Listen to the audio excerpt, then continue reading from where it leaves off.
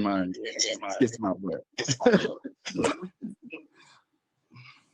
So what I want to do, Impossible, could you mute real quick? All right, there we go. I gotta get you some headphones. Sharice Khan says being family is conditional. You don't get to choose your family. As a child, you have to go play with your cousins, siblings, because they are there, whether you like them or not. Circumstances you would associate. Okay, cracking. All right, I see what you're saying now. Moving on to now, what is a frenemy?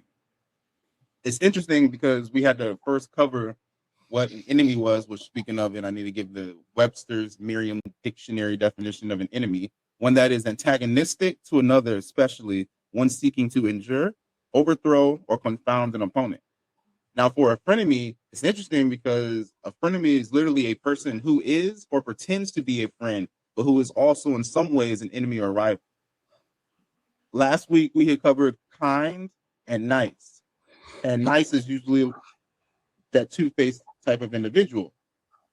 When it comes down to a frenemy, they do the same thing. They will smile in your face and tell you all the things that they think that you want to hear while doing a whole bunch of things behind your back that it's almost as if they're trying to sabotage things that you are doing.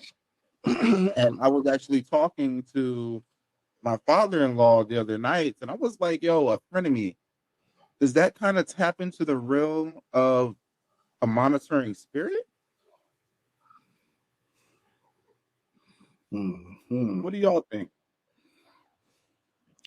Can you repeat what kind of spirit? A monitoring spirit. What do you mean by monitoring spirit? Someone who's watching the things that you do to go report back to someone else.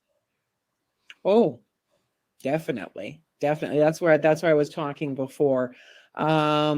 Where, yeah, most definitely, we can have people who are watching what we're doing so that they can take that information back to someone else. I mean, sadly, in a world where we have, it's not sad, it's a fact. Factually, in a world where we have blended families, that happens at times, where we spend time together for Christmas or whenever all the sides of the family, the divorce family, the not together part of the family, wherever the relationship has ended, and others reporting back to someone about what's going on. I think that's what you're talking about, correct? Yes, ma'am. Yeah. Again, what's your motive? What's your intention? What's the motive? What's the intention? So when you look at that, what's the motive? If the motive is to cause harm, you got a frenemy. If the intention is to love, support, then you've got a friend. You know, I mean, I learn by the lessons. It's not a person so much as a personality. I believe that everybody is inherently good. And I believe that people choose behaviors because they want to be loved and accepted. If they are putting you intentionally in harm because they want to be loved and accepted by another person, then you got a frenemy. Sharice Collins says a frenemy is that kid that came to your house to play, messed up the room and didn't help clean it, and or broke your toys and won't let you touch their stuff. I mean, that's a funny way to break it down. That's actually a funny way to break it. Hey, how you doing, Priestess Imani? Greetings, everyone. Hello. We are covering a frenemy. Does anybody have any stories about an example of a frenemy? You ain't got to drop no names. Please don't drop names. Because I'm sure that there's going to be individuals who are probably ignorant of what a frenemy is, and listening to a story of what somebody else has dealt with anybody who may be listening possibly will start to see or recognize some characteristics to help them know, like, okay, this person is not for me. I mean, it's kind of hard because there's an intuition when it comes to people. There should be. It takes you, look, I feel like there's a certain amount of time you invest in a person. And that first part of the time that you spend with the person that you don't know, that's the time that you invest in to find out who they are. That's a cost. When you spend that time and you find out they're not who they turn out to be, or someone that you want to associate yourself with, Mhm. I kind of cut them off. It's done. I have no time for it. I can't keep moving. You see what I'm saying? So that's the issue that I have with even saying frenemy, because if they're not my friend and I know they're not, then what's the use of being in this allowing them in my stratosphere? There's no use at all, period. Now, when it comes to work or being having associates or doing business, that's something entirely different. I don't consider my friend, I consider my associates. If you know your associates are cutthroat, then that's what you have to contend with when you're doing business. So you have to accept that, hey, this dude is who he is. We work together, or we're working in the same line of business. He's Mhm. cutthroat. I got to watch my back when I'm doing business around him or in the same type of business setting. But it's hard to go into this idea of associating yourself with a person and staying in association with somebody when you find out that they're dead set against you, or they're trying to hurt you. I've learned from the lesson that I've learned from that time that I spent. I kind of cut it a loss and I keep moving. So how did you recognize that the person had it out for you? Like, what were some things that you had noticed? It's energy. It's energy 100%. And it's not, you'll find out that for me, I guess I'll give an example. Um, I started an association with a gentleman. We all wanted to do something that required business. But we started off on the foot of, hey, I was introduced to this person by someone else and says, hey, this is my friend. And we're all having this conversation. We hang out, we do some online stuff, and we get together and we find out later on during the time that we're building this business that he's not the person that we actually think he is.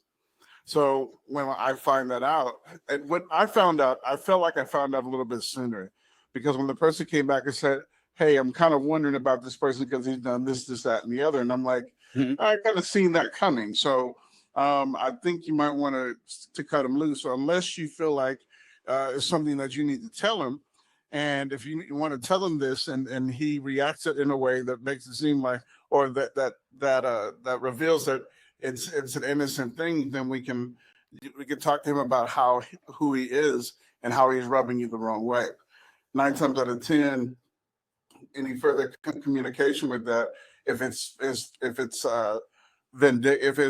intentional, then we kind of step back and said, hey, this is intentional. When the first hurt happened, it was intentional, and I watched it. This was involving my family, so I stepped back a little bit. I was like, wait a minute, is she seeing this or is she not seeing this? So when she came back and said, hey, I see this, then for me, it's full on enemy. You're not my friend. You're not my family's friend. I have nothing else to do with you. And then it's all out war. That's the way I treat a person when I find out you're my enemy. Especially if we giving you chance after chance to come and say, hey, look, this is who I am. I make mistakes sometimes. But when you started doing this intentional stuff, I was like, yeah, you're on my list. I can't mess with you no more, and know that this is coming. So that's one example of how I found out. When I was younger, it was a different story. I was I was I was a person. I wanted friends. I wanted friends at school. I don't want to be this lonely person, or being pushed around by these bullies. So after a while, I grew this skin. Was like, I really don't care whether you like me or not. And I've come to find out that they were making fun of me. They set me up to go talk to this person. I went to go talk to the person. It was a sham. They stood around. They started laughing, and I could have done one or two things. I could have dropped my head and cried, or I could have just looked at them like, y'all are full of it, and walked away. And that's what I did. And from that point on, I was like, yeah, I ain't got time for it. I don't care what you think about me. I'm me. You don't like me. I don't give a damn. Let's keep it pushing. And that's my attitude ever since. So that's how I came to this place to where, if you're my enemy, if you show me that you're my enemy, I'm good. In my personal stratosphere, I have no time for it at all. Period. None. None. There are situations where I know people, and I understand that people are struggling through things. You can Mhm. see it. average day, and you see them trying to be better or do something different to change their life. When in that type of situation, you kind of give them room, but not room enough to hurt you. But you have to be straight with them. The harder you are with them during that the stage in their life where they're changing, the more Yeah. they'll realize it, or they'll fall back from you. And 9 times out of 10, if it's a mentorship situation and they're hearing you, then you know that, hey, his intention or her intention is to be is to really change. So they're paying attention, and they're not being facetious. You see what I'm saying? So Yeah. that's kind of how those are the things that I've dealt with in my past. But now I just don't have the energy for it. I don't. So would everybody agree that noticing that someone is not for you, there's an energy to that?